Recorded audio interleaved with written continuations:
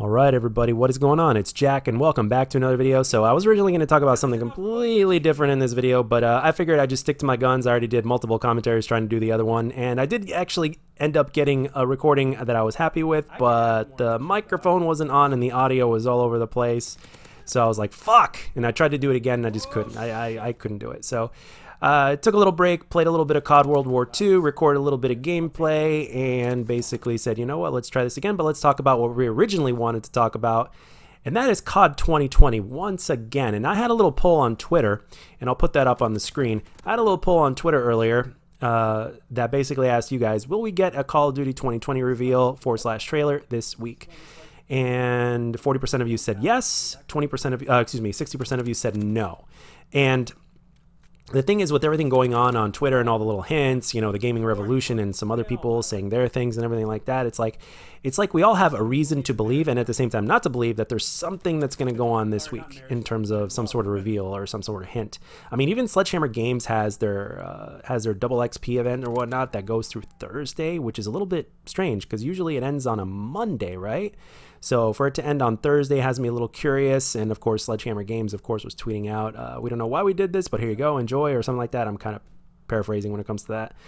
But I think, see, you guys have to understand, things are constantly changing with Call of Duty, so we're going to get things at times that we may have not have got them before. Like, if you look back at history, Call of Duty used to release on midnight on a Monday night, right? Or should I say Tuesday morning, right? And now all of a sudden, now we're getting it Friday morning or Thursday night, however you want to look at it, at midnight, right? So, I mean, things are constantly changing. I mean, the thing is, Call of Duty's also gone from boots on the ground to advanced movement to battle royale, and now we're back to boots on the ground, and we've had specialists, and you know what I mean? We've taken a piece of Destiny, we've taken a piece of battle royale, we've taken a piece of advanced movement, like let's say a Titanfall, for instance. We've taken a piece of pretty much everything. So, and then speaking of Titanfall, Call of Duty actually claims that they had their advanced movement first, but hey, that's always going to be something that goes back and forth. But but that doesn't matter. But the thing is, when it comes to this, I honestly am going to be optimistic and think that we're probably going to get something this week. And if we don't get it this week, I think we might get it on Monday. I strongly think that we're going to get a reveal this week. And also, of course, speaking of Twitter, Vonderhaar also blacked out his Twitter profile, which he seems to do every year whenever a new game comes out. And then usually the month of May, like in Black Ops 4, the month of May is when we got that reveal. Like we actually had the multiplayer reveal event. So so we're really due for something. It's been a while since we've kind of been kept in the dark in terms of what the game is going to be, what the game is going to be called. I mean, the gaming revolution is pretty much the only thing that we've been hinted at. And then you've got the pandemic, and according to Activision, there's not going to be any delays. There's no delays whatsoever. According to them, it's looking good, and the game is set to release as scheduled. So because of the new consoles set to come out during holiday, I think there might be a possibility we might get a delay because of that, but not because of the development itself. But you just never know. I mean, I think Call of Duty should just release the game on all consoles, obviously. It's obviously going to do that because that's what they did with Ghosts. And, you know, if anything, the Call of Duty 2020 is going to be released for the next-gen consoles, maybe at a later date, maybe? I'm not sure.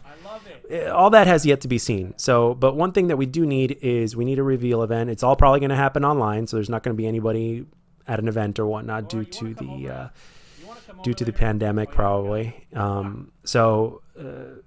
It's really going to be interesting to see exactly what they reveal, how things are going to happen. And as history has shown time and time again, especially with Black Ops 4, I mean, obviously from rumors right now, we know that that this game here, Treyarch was called in to assist, Sledgehammer Games and Raven were not getting along, and yada, yada, yada, right? So the game itself ended up being behind schedule. And what happens when a game is behind schedule for whatever reason? For whatever reason. It doesn't matter what that reason is. All we know is that when a game is behind schedule, something's going to happen. And in the case of Black Ops 4, what did we get? We got cut and paste. We got a lot of cut and paste. Like, if you look at the cut and paste in terms of the maps, I mean, I certainly don't see a problem with them bringing back old maps. And now, of course, all the maps that they're going to bring are going to be for free, as in terms of the old maps and everything in between, probably because of their new formula now, and they're making tons of money from microtransactions and shit like that more than ever. So they really don't need to be charging for DLC since they're making more money than ever now, and they'd be shooting themselves in the foot by doing that. So the thing is, it's going to work out better this time because we're going to get every piece of DLC content for free, and which is likely to happen, obviously. And of course, there are so many maps. There are so many maps from previous Call of Duty titles that we haven't seen either remade or never brought back in the first place. And you know what? A lot of you guys that talk to me on here or that talk to me on Twitch or whatever the deal is, or on Twitter, some of you guys are really big fans of World at War. Like Thunder posted a tweet, and he was even asking other people. Even PwnStars.com is a fan of World at War to an extent or whatnot. I know Ronaldinho likes World at War, I believe, if memory serves correctly, and as well as some of you that have talked to me on here. So a lot of people are saying that the World at War maps, a lot of the maps that that World at War had to offer were really good. Like for Thunder, for instance, one of the one that he keeps on mentioning is Castle. So again, I'm not really familiar with the World at War maps. I took one little look at that tweet in terms of how the outlay of how the maps are basically designed, and they definitely seem like the kind of maps that favor a multitude of playstyles. And of course, if Thunder gives their approval, then the man has proven time and time again to be legit. And of course, his opinion is very similar to my own, actually. So I'm definitely going to trust what he has to say. If he thinks that Castle is going to be a good map to be brought back or whatnot, or replayed again, then I definitely don't have a problem with that. I'm actually very eager to find out. I'm actually probably going to look up the map maybe after I'm done recording this commentary. So the thing is, they could actually bring back some World at War maps. They can bring back weapons from World at War. Like this weapon here, the MP40 was the gun to have in World at War. I do know that much. But also, there's also the fact that they can bring back other weapons that were in World at War, but buff them and make them viable and them good as well. So, and of course, there's other weapons in Black Ops 1 that we haven't seen. Like for instance, we haven't seen the Enfield. The Enfield was a good weapon. We haven't seen some of the SMGs. I mean, there's just so many different routes. So I don't necessarily see cut and paste a bad thing as long as it's done correctly. And one of the ways that they could be done correctly is, of course, to have them for free, since we've obviously had them before, and obviously now that the formula of the way they handle the business side of Call of Duty has been altered, it's going to work out better this time than it did in Black Ops 4. That's for sure. So, and then obviously we're still going to have crossplay and all that kind of stuff. So, skill-based matchmaking is a thing that I don't know. I mean, it's been one of the hottest topics of discussion in this year's Call of Duty. So, it's definitely under their radar. We're going to see what they have planned to do. I don't know what they're going to do. I mean, I'm just curious as everybody else is. And I'm taking every single thing that everybody's been leaking or saying with a grain of salt. But at the same time, I'm just kind of putting my own input into it and trying to place these pieces together, these unofficial pieces to this puzzle. I'm trying to piece them together and to see if I can come up with anything. And then by the time the reveal comes out, I could be like, okay, how close was I? Was I right? Was I wrong? And of course, as always, I will be making a video talking about it because it is something that is not only interesting, but it's viable, not just for the channel, but every single one of us that are Call of Duty enthusiasts have been basically waiting for some sort of official reveal from Treyarch, and we still haven't gotten it yet. So we're at the point right now to where it's like, it's all basically that we're talking about at least half of the time, so it's because it is a topic of discussion. And even for a channel that is as dead as mine and as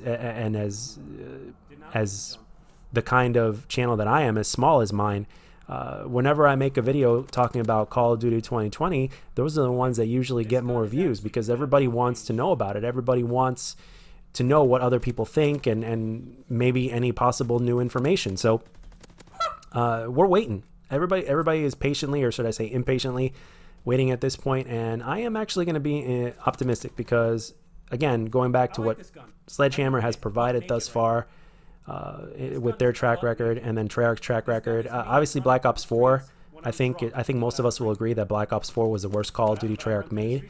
But if you think about it, though, as cheesy as it was playable, and it catered to a multitude of playstyles, and it had its own way of protecting noobs without implementing skill-based matchmaking. So it's I have faith in terms of what they're going to do, and of course Vonderhaar is involved as well. Hopefully he's involved like he was during the Black Ops 1 and Black Ops 2 days, because I think we could all agree that Black Ops 1 and Black Ops 2 had their own tone, their own feel that just made them really, like, for me personally, even though I enjoyed Black Ops 3 and I like Black Ops 3, there was something about that game specifically for me personally. I mean, you guys can share your input on this as well.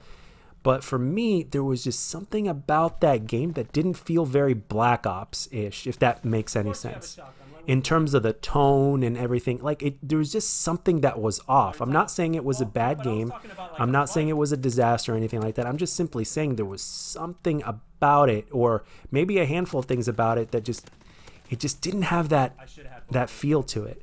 You know, it was a little bit different from its Black Ops identity, so to speak. It was a different flavor, and to me it just wasn't fully Black Ops, if that makes sense.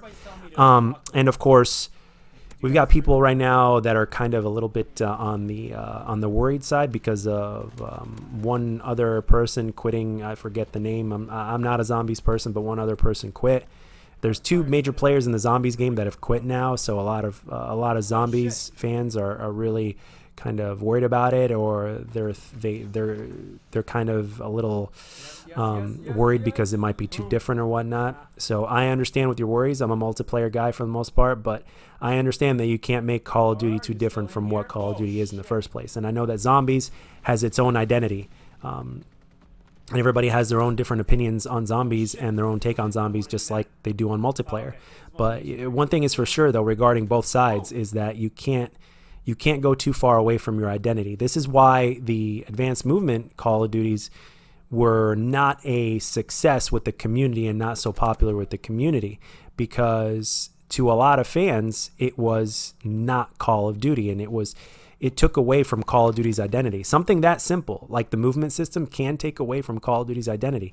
Overdoing the specialist can take away from Call of Duty's identity. Taking too much from other games and implementing it into Call of Duty takes away from Call of Duty. So I'm actually this is actually the most curious, despite the fact that the game is going to be released on a 2-year life cycle, which I'm not as worried about. I'm just worried about gameplay. I could care less about the graphics. The game is probably going to look like decent or passable, but it's the gameplay above all else that keeps me personally coming back. And I think most of you will probably agree with that. It's all about gameplay, man. So I remain enthusiastic and very, very curious, because I really want to see what happens. And who knows, maybe because it's said to be in Vietnam, or Vietnam, however you pronounce it, because it's said to be in Vietnam, or rumored to be in Vietnam, we could get like a tone that is very similar to what Black Ops 1 and Black Ops 2 was, especially Black Ops 1. If they manage to have this game somehow feel like a hybrid of Black Ops 1 and Black Ops 2, with free DLC, crossplay and everything, no skill-based matchmaking, I say we have a winner on our hands, especially since they're probably going to do a lot of throwbacks and DLC that kind of pays homage to the older games, even World at War itself. So I think this is an opportunity for them to do that. So what do you guys think? Do you agree with this? Do you disagree? What are you looking forward to? Are you as curious as I am? Do you agree with what I said? Do you disagree? Do you see it a different way? Let me know. And as always, guys, if you enjoyed this video, let me know. And if you didn't, let me know what I could do to make my videos better. Stay safe out there, and I'll catch you guys on the next one.